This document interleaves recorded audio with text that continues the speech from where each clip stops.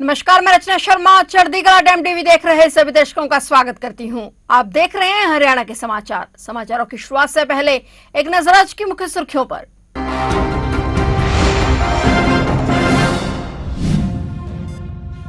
सैनी महासम्मेलन में सीएम सैनी की हुंकार। राजपुरा में बोले सीएम नायब सैनी, भाजपा ने ओबीसी को सिर्फ वोट बैंक नहीं माना, नेतृत्व सौंपकर बनाया सशक्त। दिल्ली मुंबई एक्सप्रेसवे पर चली गोलियां, सीआईए और पशु तस्करी के बीच हुई मुठभेड़, क्रॉस फायरिंग के बाद 2 अरेस्ट।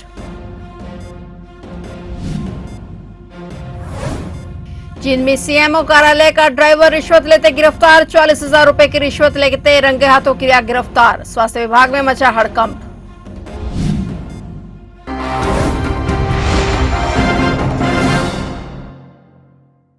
और अब समाचार विस्तार से। हरियाणा के मुख्यमंत्री नायब सिंह सैनी आज शुक्रवार को पंजाब के राजपुरा में सैनी समाज वेलफेयर कमेटी के महासम्मेलन में बतौर मुख्य अतिथि शामिल हुए। सम्मेलन में मुख्यमंत्री नायब सिंह सैनी ने सैनी समाज के गौरवशाली इतिहास, राष्ट्र निर्माण में उनके योगदान का जिक्र किया। मुख्यमंत्री नायब सिंह सैनी ने कहा कि सैनी समाज के इस विशाल महासम्मेलन में आकर अत्यंत खुशी और गौरव की अनुभूति हो रही है। इस महासम्मेलन के आयोजन के लिए सैनी समाज वेलफेयर कमेटी और उनके सभी पदाधिकारियों को दिल से बधाई। उन्होंने कहा कि राजपुरा का अपना एक महान धार्मिक एवं ऐतिहासिक महत्व है। यहाँ स्थित ऐतिहासिक शिव मंदिर हमारी अगाध आस्था, समृद्ध सांस्कृतिक विरासत और आध्यात्मिक चेतना का जागृत केंद्र है। यह पूरा क्षेत्र पंजाब, हरियाणा और पूरे देश की प्रगति को आपस में जोड़ने वाला एक मजबूत प्रवेश द्वार है। इस मौके पर पंजाब से ओबीसी समाज के वरिष्ठ नेता सरदार इकबाल सिंह लालपुरा को पार्टी के सर्वोच्च नीति निर्धारक संसदीय बोर्ड में शामिल किया गया। सीएम सैनी ने कहा कि हमारी पार्टी ने ओबीसी समाज को कभी सिर्फ वोट बैंक नहीं माना, बल्कि नेतृत्व सौंपकर उन्हें सशक्त भी बनाया। साथियों, सिखरले नीति घोड़े काड़े अदारे संसदीय बोर्ड दे विच साथियों उन्होंने शामिल करने का एक काम प्रधानमंत्री जी ने किया है। साथियों, केंद्र सरकार ते जिथे भी भाजपा दी सरकारां ने साथियों उत्थे समाज नू उस दी पूरी नुमाइंदगी ते मान सत्कार देने का काम वो किया गया है। साडी पार्टी ने कदे भी साथियों ओबीसी समाज नू सिर्फ वोट बैंक समझण के नहीं वेख्या, सागों अगवाई दे मौके दे उन्होंने मजबूत समर्थन बनाया है। अज मानयोग प्रधानमंत्री जी की कैबिनेट दे विच साथियों 27 मंत्री जेड़े ओबीसी समाज दे ने साथियों सेवा कर रहे हैं। अज देश के 5 राज्यों दे विच ओबीसी समाज विचों साथियों मुख्यमंत्री हैं। साथियों, राजपुरे लई आदरणीय प्रधानमंत्री जी ने साथियों बड़े इत्थे आगे बढ़ाने लई एक काम किया है। साथियों, मैं आप लोगों को यह भी दसना चाहता कि आदरणीय मानयोग प्रधानमंत्री की अगवाई दे विच तां मैं तुहाडे आशीर्वाद दे नाल अज आप दे विच खड़ा। साथियों, जेड़ा ये सम्मान आदरणीय प्रधानमंत्री जी ने दिता है, ये सम्मान ये नायब सिंह सैनी नु नहीं दिता, ये सम्मान ये सैनी समाज नु देने का काम ये नरेंद्र मोदी जी ने किया है। साथियों, मानयोग प्रधानमंत्री जी की अगवाई दे विच साथियों ओबीसी कमीशन नु संविधानिक दर्जा ये दिता गया है। एक ऐतिहासिक युग बदलने का साथियों वाला एक कदम सी। मैडिकल दी शिक्षावां विच ओबीसी नु 27% साथियों आरक्षण देने का काम ये शिक्षावां दे विच कीता है। साथियों, आदरणीय प्रधानमंत्री जी ने ओबीसी आयोग का जेड़ा गठन किया उहदे नाल ये सानू अधिकार आदरणीय प्रधानमंत्री जी दे साथियों इस गठन के बाद जदों साथियों अधिकारिक अधिकार मिले ने ता मिलना शुरू होया है। अज साडे बच्चे चाहे सैनिक स्कूल हो, चाहे नवोदय विद्यालय हो, चाहे केंद्रीय विद्यालय हो, उन्हां दे विच साडे बच्चे अज एडमिशन ले रहे ने।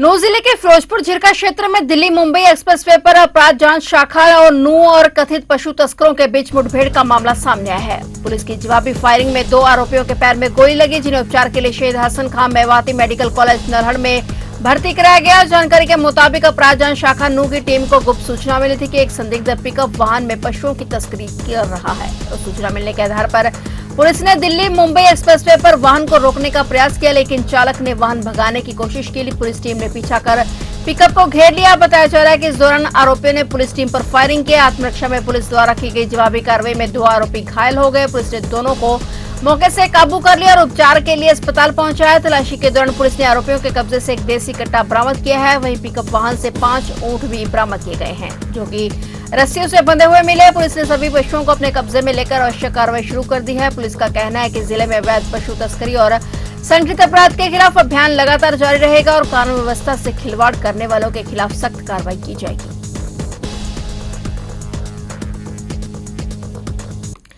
नागरिक अस्पताल जींद में विजिलेंस टीम ने बड़ी कार्रवाई करते हुए सीएमओ कार्यालय में कार्यरत ड्राइवर जगदीश को 44,000 रुपए की रिश्वत लेते हुए रंगे हाथों गिरफ्तार कर लिया है। प्राप्त जानकारी के मुताबिक इंस्पेक्टर सुरेश कुमार के नेतृत्व में एसीबी यूनिट सिरसा की टीम ने शिकायतकर्ता सोनू निवासी फुलिया खुर्द की शिकायत पर यह कार्रवाई की है। शिकायतकर्ता ने आरोप लगाया कि हैंडीकैप सर्टिफिकेट ऑनलाइन करवाने के बदले उससे 44,000 रुपए की मांग की गई थी। शिकायत की जाँच के बाद विजिलेंस टीम ने जाल बिछाकर आरोपी को रिश्वत की राशि लेते हुए रंगे हाथों गिरफ्तार कर लिया। कार्रवाई के दौरान मौके पर आवश्यक कानूनी प्रक्रिया पूरी की गई। विजिलेंस अधिकारियों के अनुसार आरोपी को हिरासत में लेकर पूछताछ की जा रही है और मामले में आगामी कानूनी कार्रवाई अमल में लाई जा रही है। इस कार्रवाई से स्वास्थ्य विभाग सहित अन्य विभागों में भी हड़कंप मच गया है।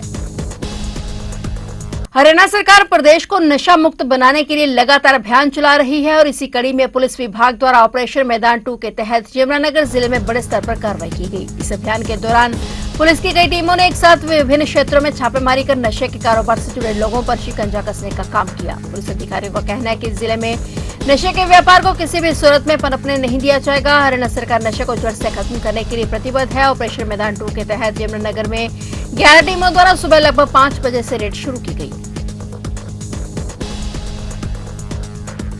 आप सभी लोग जानते हैं कि हमारी हरियाणा सरकार हरियाणा से नशा को ख़त्म करने के लिए प्रतिबद्ध है, जिसके रिगार्डिंग हमारे उच्च अधिकारियों द्वारा ऑपरेशन मैदान 2 चलाया जा रहा है। इसके तहत हमने पहले भी अपना यमुनानगर ज़िले के अंदर रेड्स किए हैं। हमारा मेन मकसद ये है कि जो भी नशे के व्यापार से जुड़ा हुआ है उसको हम या तो पकड़ के उसके खिलाफ कार्रवाई करें या उसको हम अपने शहर से दूर भगा दें। तो अब तक कितनी टीमें थी, कितने बजे रेड शुरू की गई थी? आज हमारी 11 टीमें थी। लगभग हमने 5-1 बजे रेड शुरू की थी।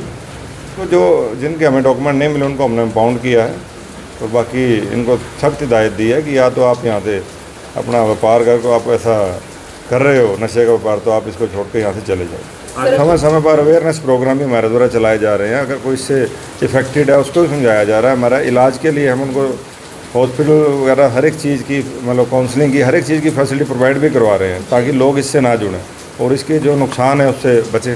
हर एक चीज़ का इस्तेमाल किया जाता है। देखो, स्टेट विजिलेंस ब्यूरो के डीजीपी अर्शिंदर चावला कैथल पहुंचे और हरियाणा सतर्कता एवं भ्रष्टाचार निरोधक ब्यूरो अर्शिंदर चावला ने कैथल पहुंचने पर बताया कि भ्रष्टाचार की सूचना देने के लिए एक मोबाइल ऐप लॉन्च होगी, जिस पर एक क्लिक पर सुविधा दी जाएगी। डीजीपी ने कहा कि काम के बदले पैसे ऐंठने वाले कर्मचारी टारगेट में हैं। जो कर्मचारी बिना पैसे लिए जनता का काम नहीं करते उनको रंगे हाथों पकड़ना ही हमारी टीम का उद्देश्य है। इस दौरान स्टेट विजिलेंस ब्यूरो डीजीपी ने कैथल विजिलेंस कार्यालय का निरीक्षण भी किया। उन्होंने कहा कि वह पूरे हरियाणा का दौरा कर जनता से सीधा फीडबैक ले रहे हैं ताकि सिस्टम की खामियां और भ्रष्टाचार को जड़ से खत्म किया जा सके।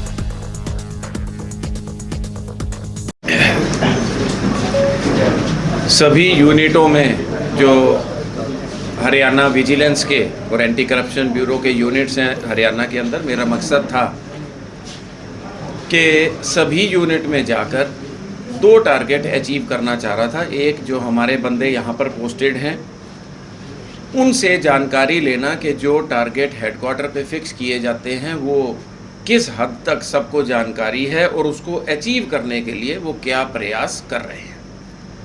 इसी के साथ मेरा ये भी था कि यदि किसी को भ्रष्टाचार संबंधित कोई भी मुख्य जानकारी है, कई बार कोई बंदा दूर तक हेडक्वार्टर तक हमारे पास नहीं आ सकता, तो हर यूनिट के अंदर जाकर लोगों से इसकी एक अगर फीडबैक मिल सके, और आप जो पत्रकार साथी हो, मेरे ख्याल सबसे ज़्यादा इम्पोर्टेंट सोर्स कि कहाँ गड़बड़ हो रही है ये आपके नोटिस में बहुत ज़्यादा होती है। तो मेरा ये कोशिश है कि आप लोगों से ये जानकारी ले सकें और उसके हिसाब से जितना जोर लगाकर भ्रष्टाचार मुक्त हम अपने प्रदेश को कर सके वो ज़रूर करें। खासकर हमारी जो सोच है कि जो सबसे बड़े बदमाश हैं, जो बिना पैसा लिए काम करने को तैयार ही नहीं होते, सबसे पहले हम उनके पीछे हैं कि उनको पकड़ा जाए।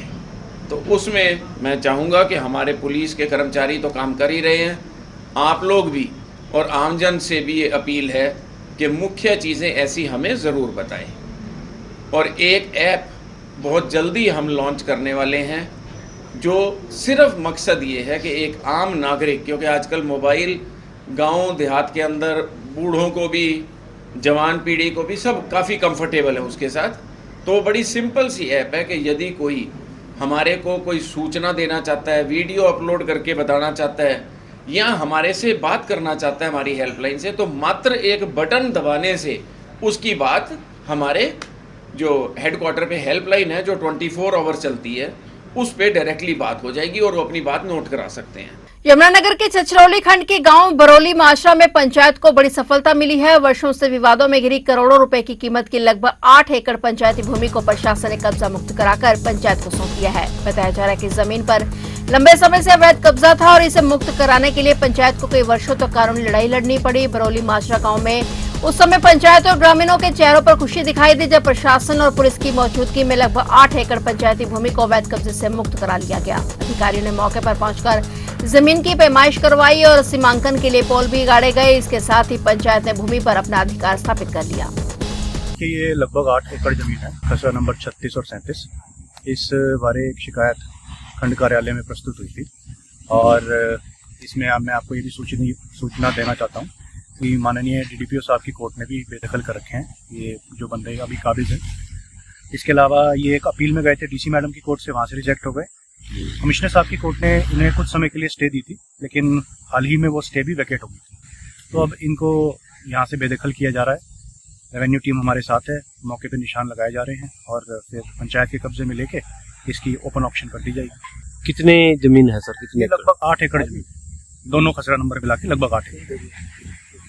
तो बोली भी आज ही की जाएगी सर? जी, मौके पे ही बोली की जाएगी, ओपन ऑक्शन। जी, आपके माध्यम से मैं ये बात भी पर्कुलेट करना चाहूँगा कि जो हम कब्जा कार्रवाई कर रहे हैं और पंचायत के कब्जे में जो भी इलाका आएगा उसमें जो भी पेड़ खड़े हैं वो पंचायत की मलकियत होगी, पंचायत की प्रॉपर्टी होगी। यदि उसमें किसी भी प्राइवेट व्यक्ति ने उसके कटान की कोशिश करी या फिर इस तरह की किसी भी गतिविधि में वो शामिल हुआ तो उसके खिलाफ कानूनी कार्रवाई अमल में लाई जाएगी।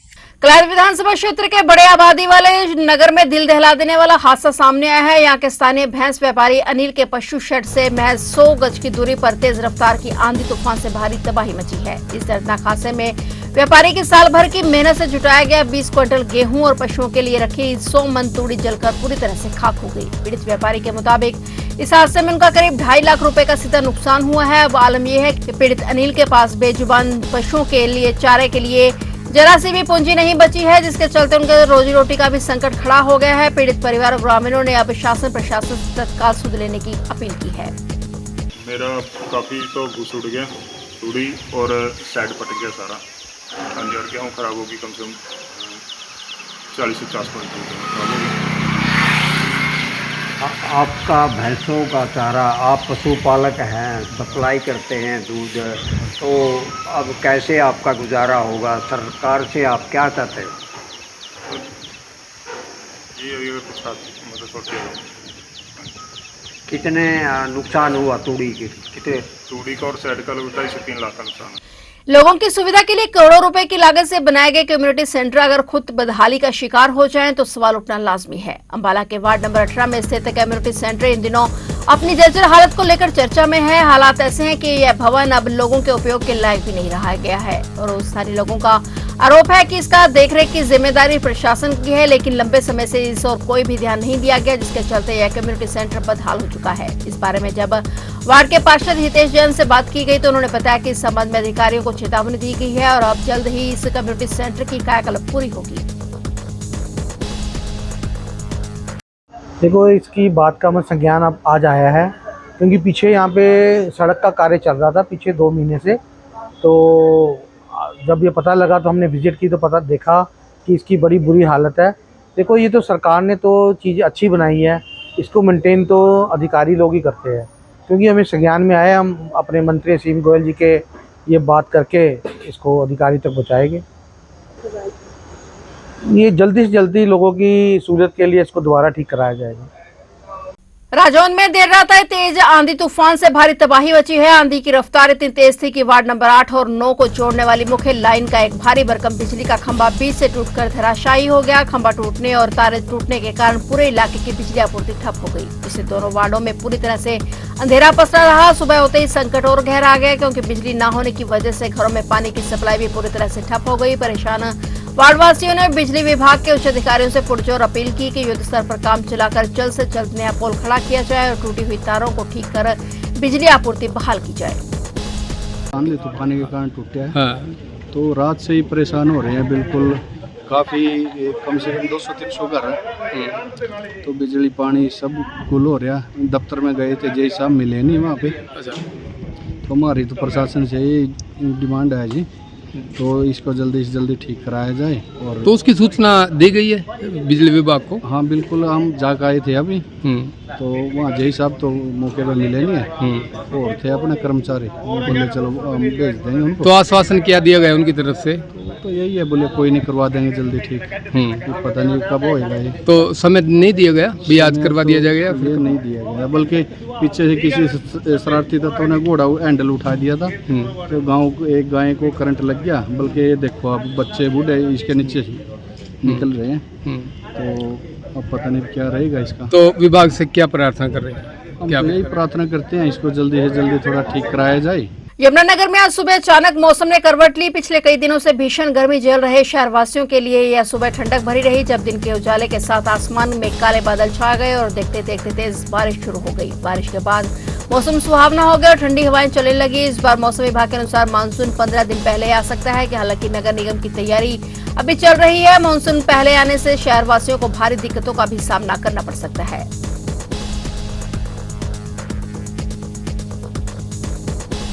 तो आप देख रहे थे हरियाणा के समाचार, और नए समाचारों के साथ फिर से हाजिर होंगे। तब तक के लिए देखते रहिए चढ़ती कला टाइम टीवी।